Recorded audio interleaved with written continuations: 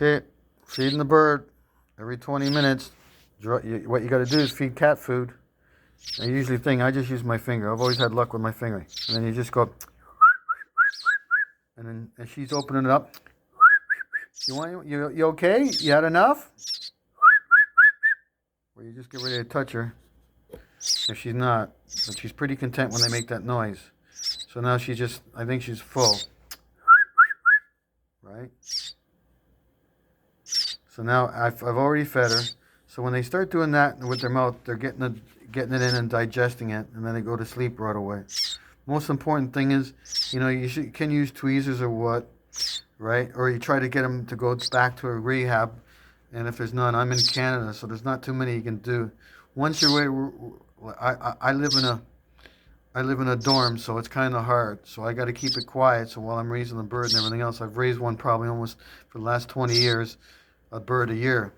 So I know what I'm doing. So when you get birds like this and there no mothers around or nothing, or you try to put them back in the nest, sometimes the moms push them out and think they ain't going to make it.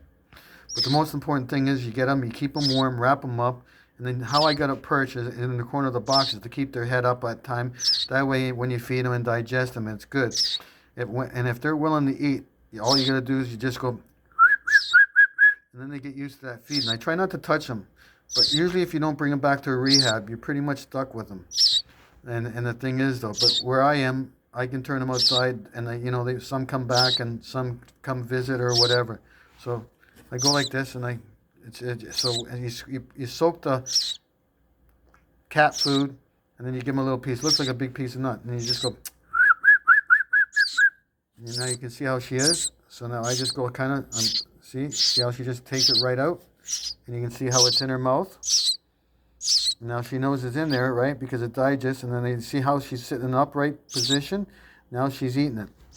Now as they eat it, you'll watch their expression. You don't want to overfeed them, because if you overfeed them, that pouch gets then it's harder on their system.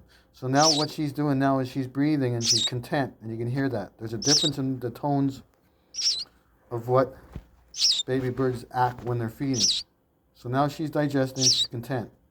So their mouth will, when they're healthy and they're eating, their mouth will do what they're doing right now. You don't give them water. Water is the worst thing you can give them because the moisture in that and everything else is that. Then later on, there's certain colors of the cat food that you do and you soak, so you find the one that they like. And then later on, after things get going good, you can give it cat food or dog food wet and moist. And if you want to feed mealworms, you got to kill the mealworm, mix it in with a little bit, and crunch it. But when you're soaking the cat food in a water bottle, you pour it out, and then you kind of squeeze it out. You can use tweezers thing. I've always used my hand, right? But the most important thing is now she's content. So they'll sleep when she wants something, and then I cover the box up when she's not like this.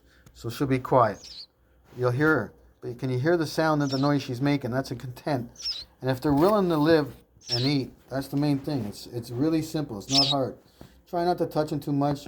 Then every day you take it and you kind of wrap them up like a burrito. But you can see that how she's content, she's happy. And that noise that she's making, that's important. So now it gets right down in that pouch. Once that pouch gets filled up, then it goes down and then they start pooping. So every day you kind of wrap them up this way. You just put them in a box. I just put the round little thing in there because when it's open, that thing makes a noise when the wind blows and it goes in there and kind of reminds them that they're outside. When you put a thing like this, believe it or not, you might think it sounds crazy, but it's just a regular thing from a cat. So when you do it, you put it in here like that, and you close it up. So once you're closing it, it's dark. But because you think the air makes a little noise, and that reminds them that they're outside, believe it or not, as you can see like that. So they're in there and she's chirping. So that air, even though that's not making noise, but the air going through there in the bottom is making a noise that they're outside. And it's very important. But you wrap them up like a burrito. So then the next day you take it out and you can hold it in your hands and wrap it up again. And then I also put a sock. And that sock keeps it warm, right? So then she's making it great. She's content and everything else. I know it's a long video, but sorry.